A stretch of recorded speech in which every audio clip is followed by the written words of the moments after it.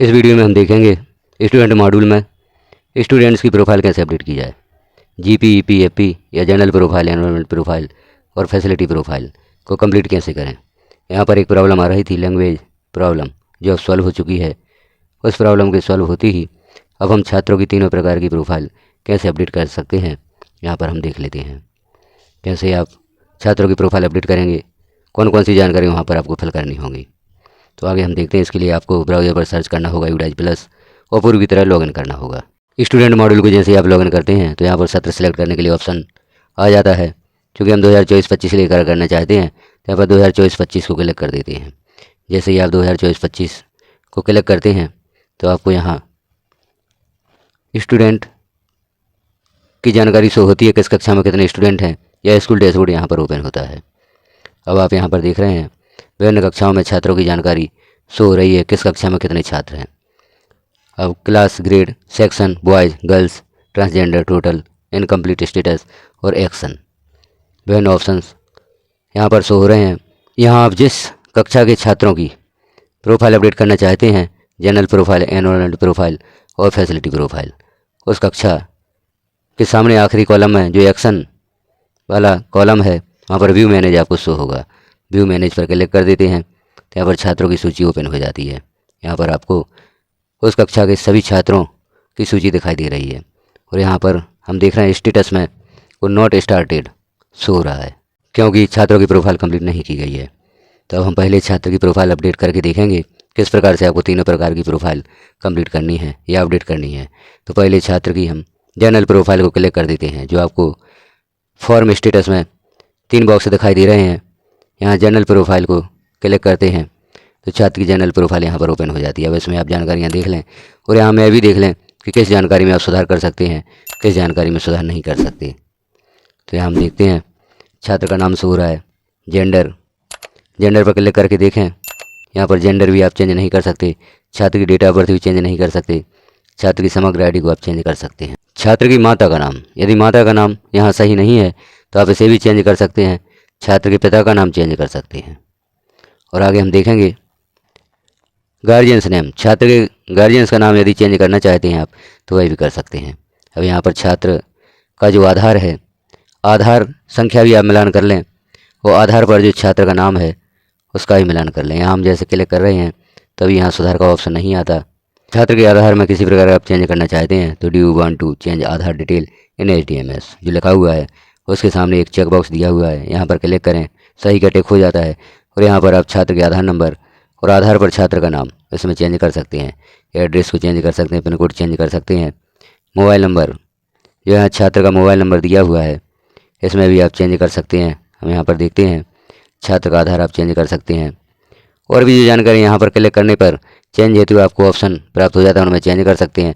और यदि सभी जानकारियाँ सही हैं तो यहाँ पर हम सेव पर क्लिक कर देते हैं, छात्र की जनरल प्रोफाइल कंप्लीट हो जाती है। तो हम छात्र की सभी जानकारियों का मिलान कर लिया, सभी जानकारियाँ सही हैं तो सेव पर क्लिक कर देते हैं। छात्र की जनरल प्रोफाइल यहाँ कंप्लीट हो जाती है। हम देख लेते हैं यहाँ पर जनरल डेटा अपडेटेड सक्सेसफुली का मैसेज प्राप्त हो जाता है, अर्थात आपने छात्र का जनरल डेटा या जनरल प्रोफाइल कंप्लीट कर दी है। यहाँ क्लोज पर क्लिक कर देते हैं। अब हम आगे देखते हैं अगला पेज। जो अगली प्रोफाइल हमें कंप्लीट करनी है वह है छात्र की एनरोलमेंट प्रोफाइल। अब यहाँ आप देख लें admission number in present school, जो पहला 4.2.1 कॉलम दिया हुआ है, यहाँ पर admission number in present school पर क्लिक कर दें। यदि आप इसमें सुधार करना चाहते हैं सुधार कर सकते हैं। Admission date in present school, जो भी छात्र की एडमिशन डेट है आपके विद्यालय में उसे यहाँ पर लिखना होगा। एडमिशन डेट प्रेजेंट स्कूल यहाँ पर सिलेक्ट कर दी है, लिख दी है। क्लास, कक्षा में जो छात्र का रोल नंबर है उसे यहाँ पर लिख देते हैं। मीडियम ऑफ इंस्ट्रक्शन, यहाँ पर मीडियम पहले से भरा हुआ है, यदि आप इसमें चेंज करना चाहते हैं 4.2.3 में तो आप कर सकते हैं। Language group studies by the student, यहाँ पर अभी प्रॉब्लम आ रही थी, यहाँ पर हम language group studies by the student select नहीं कर पा रहे थे। अब यहाँ क्लिक करके देखते हैं तो हिंदी, इंग्लिश, संस्कृत, यहाँ ग्रुप आ गया है, इसे हम सेलेक्ट कर सकते हैं। Language group study by the student, इसे भी अब आप सेलेक्ट कर सकते हैं। और भी जानकारियाँ देख लेते हैं, जो भी यहाँ पर छात्र की जानकारियाँ नहीं भरी गई हैं उन्हें आप भर सकते हैं। और यदि जानकारियाँ कंप्लीट हैं तो इसे आप सेव कर दें। इस प्रकार से छात्र की एनरोलमेंट प्रोफाइल भी कंप्लीट हो जाती है। इसे हम सेव कर देते हैं। Enrolment data saved successfully, option प्राप्त हो जाता है, इसे क्लोज कर देते हैं। अब हम देखते हैं अगली profile, facility profile.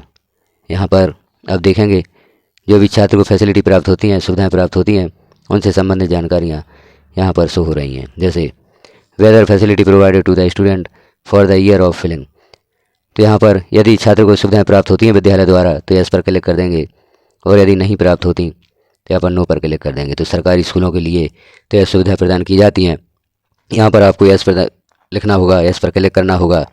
Private school के लिए यदि यह सुविधाएँ प्राप्त नहीं होती हैं तो नो पर क्लिक कर देंगे। फ्री टेक्स्ट बुक छात्र को प्राप्त होती है, फ्री यूनिफॉर्म प्राप्त होती है, और इनमें से और भी जानकारियाँ आप देख लें कौन सी छात्र को फैसिलिटी प्राप्त होती हैं, क्या सुविधाएं प्राप्त होती हैं, इस वर्ष छात्र को क्या सुविधाएं प्राप्त हुई हैं। इस प्रकार से आगे देख लेते हैं 4.3.2 में यहाँ पर हमें कुछ भी CWSN से संबंधित है, तो यदि छात्र CWSN है तो यहाँ पर यह ऑप्शन ओपन होंगे, CWSN नहीं है तो यहाँ यह ऑप्शन ओपन नहीं होते।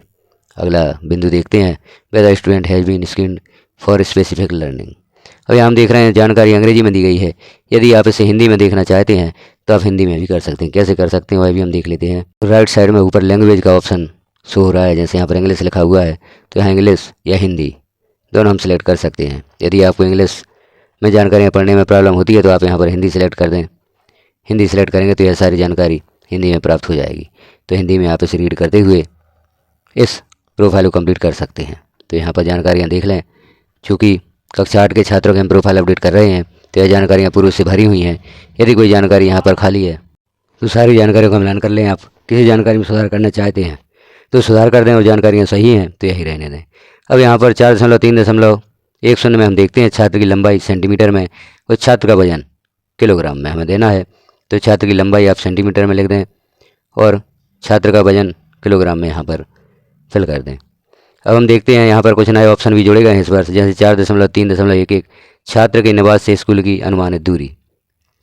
इससे जैसे हम क्लिक करते हैं तो less than 1 kilometre, between 1 to 3 kilometre, between 3 to 5 kilometre.